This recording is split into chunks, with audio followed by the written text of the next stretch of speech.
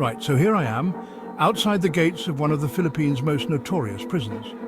It's hot, humid, and smells vaguely like, well, I'm not quite sure, but it's definitely not sunshine and roses. The guards, looking surprisingly cheerful considering, usher me through a series of clanging metal doors. I'm half expecting a brass band to strike up a welcoming tune, but instead, I'm greeted by a cacophony of shouts, laughter, and the distinct aroma of instant noodles. Now, I've visited my fair share of prisons, but this one has a certain energy. Let's just say I haven't felt this alive since my last encounter with a particularly aggressive ferret. Stepping inside the main courtyard, I'm met with a sight that could only be described as organized chaos. A group of inmates, clad in bright yellow shirt, mill around like a particularly vibrant school of fish. Some are playing basketball, others are engaged in what looks like a heated game of checkers, while a few enterprising souls seem to be running makeshift barbershops. It's like a bizarre village fete, with the slight caveat that everyone's serving a rather extended sentence. The atmosphere is strangely jovial, almost festive.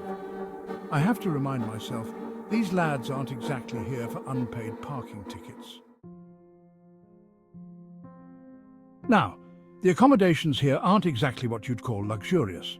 Think less five-star hotel, more student digs after a particularly messy party. The cells, designed for a handful of inmates, often house double, even triple their capacity. It's like a game of human Tetris, but with significantly higher stakes. The facilities, well, let's just say they require a certain level of imagination.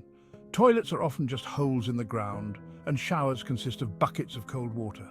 Not exactly the spa experience one might hope for, but in a testament to the resilience of the human spirit, the inmates have found ways to adapt.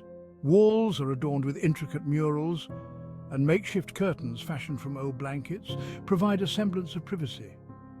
It's a testament to the fact that even in the most challenging of circumstances, a bit of creativity can go a long way. Life inside follows a strict routine, a far cry from the carefree days these lads were used to. The day begins before dawn with a wake-up call that's more of a shout than a gentle nudge. Imagine a rooster with a megaphone and you're halfway there. The majority of the day is spent working, a combination of menial tasks and surprisingly skilled trades. From carpentry to tailoring, these lads have turned their hands to a surprising array of professions.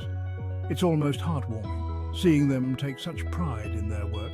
It's a reminder that even behind bars, there's a desire for purpose, for something to fill the long hours beyond the concrete walls. Of course, I'm sure the prospect of earning a few pesos for extra cigarettes doesn't hurt either.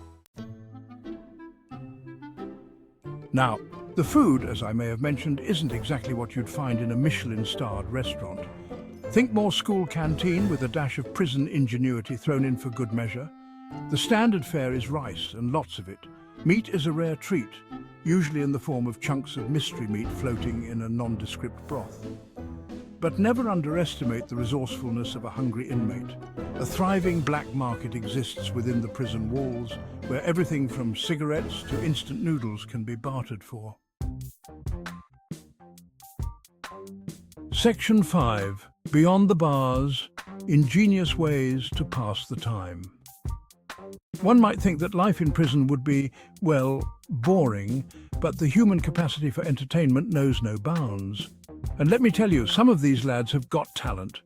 I've seen more impressive morning dance routines of the prisoners in the Philippines. It's a testament to the power of human connection, of finding joy and laughter even in the most unexpected of places.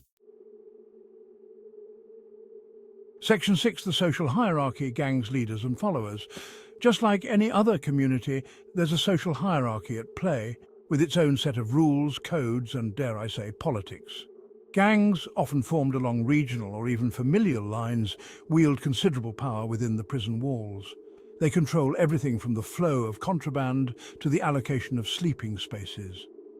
Amidst the tough exteriors and hardened gazes, there's a strong sense of camaraderie, of looking out for one another.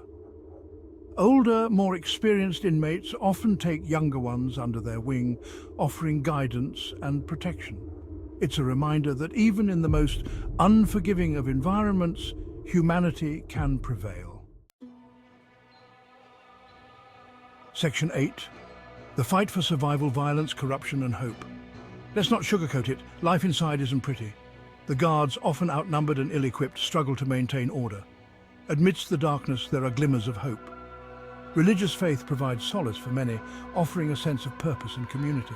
Educational programs, though limited, provide a lifeline for those seeking to better themselves. Section 9. Looking beyond the walls. Reintegration and second chances. The question of what happens after release, of reintegration into society, looms large. With limited support systems and the stigma of incarceration following them like a shadow, many ex-inmates struggle to find their footing. The cycle of recidivism, of ending up back behind bars, is a harsh reality for many. But there are success stories too. Organizations working tirelessly to provide ex-offenders with job training, counseling and support systems offer a glimmer of hope. It's a long, arduous journey, but with the right support and a healthy dose of determination, second chances are possible. Section 10. Parting thoughts, a bittersweet goodbye. Leaving the prison gates, I'm struck by a strange mix of emotions. Sadness for the lives forever changed, frustration at a system that often seems more focused on punishment than rehabilitation, and a glimmer of hope for those who manage to find their way back from the brink. It's a sobering experience, a stark reminder of the complexities of the human condition. And as I walk away, the laughter and shouts of the inmates echoing behind me, I can't help but think, life even within these concrete walls goes on. And perhaps, just perhaps, there's a lesson in that for us all.